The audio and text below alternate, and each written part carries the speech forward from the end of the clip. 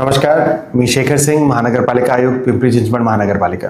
काल आपल्या शहरामध्ये निगडी प्राधिकरण एरियामध्ये एक दुर्दैवी घटना घडली, ज्याच्यामध्ये BSNL कंपनीचे मार्फत एंगेज करण्यात आलेले काही कॉन्ट्रॅक्च्युअल मजूर जेव्हा BSNLचे ऑप्टिकल फायबरचे चेंबरमध्ये जेव्हा ते आत त्याला दुरुस्त करण्यासाठी गेले, त्यावेळी त्याच्यामध्ये शक्यतो त्या ठिकाणी काही पॉइझनस गॅसेस, पाणी आणि इतर कचरा साचल्यामुळे त्या चेंबरमध्ये त्याच्यामध्ये एक मजूर आत गेल्यानंतर त्याला थोडा चक्कर यायला लागले. त्याच्यानंतर जे आतापर्यंतची माहितीप्रमाणे कळत आहे, त्याच्यानंतर दुसरा आणि तिसरा मजूर त्याच्यामध्ये गेले आणि तिघांची दुर्दैवाने त्या ठिकाणी ऑन द स्पॉट सफोकेशन आणि पॉइझनस गॅसेसच्यामुळे दुर्दैवाने काल त्यांची मृत्यू झाली.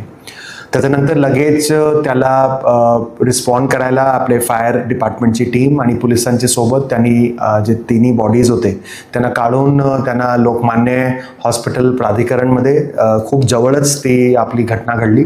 त्याच्यामध्ये त्यांना ॲडमिट करण्यात आलं, पण ते ब्रॉड डेड तिघांना घोषित करण्यात आलं. त्यांच्यासोबत असलेला एक चौथा मजूरसुद्धा होता, ज्यांनी लोकांना त्या घटनाच्या नंतर त्यांनी बोलवलं. सुदैवाने तो आत गेला नव्हता.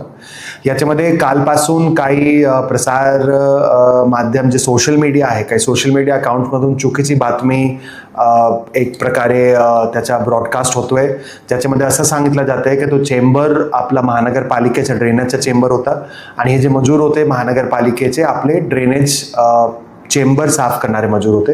तर मी माझ्या वतीने अगदी क्लॅरिफाय करतो की तो मजूर सुद्धा महानगरपालिकेचे आपले नव्हते, आमचे कॉन्ट्रॅक्च्युअल परमनंट कोणताच आपले मजूर नव्हते आणि तो चेंबर सुद्धा महानगरपालिकेचे ड्रेनेजचा चेंबर नसून BSNLचा ऑप्टिकल फायबरचा चेंबर आहे.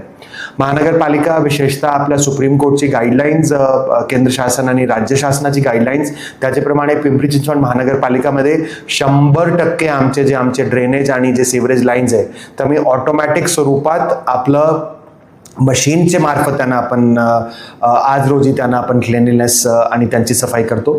त्याच्यामध्ये कोणतंच आपलं जे मजूर आहे परमनंट कॉन्ट्रॅक्च्युअल ठेकेदारचे मार्फत कोणताच असो, कोणताच मजूरला आपण ड्रेनेज चेंबरमध्ये आत जाऊ देत नाही.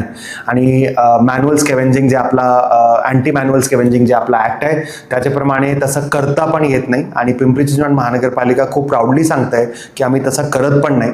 तर म्हणून माझी सर्वांना विनंती राहील की हे जे आपलं काही सोशल मीडिया अकाउंट्सवर चुकीची बातमी पसरवली जात आहे त्याच्यावर विश्वास न करता हे पिंपरी चिंचवड महानगरपालिकेच्या मार्फत क्लॅरिफिकेशन आहे. धन्यवाद.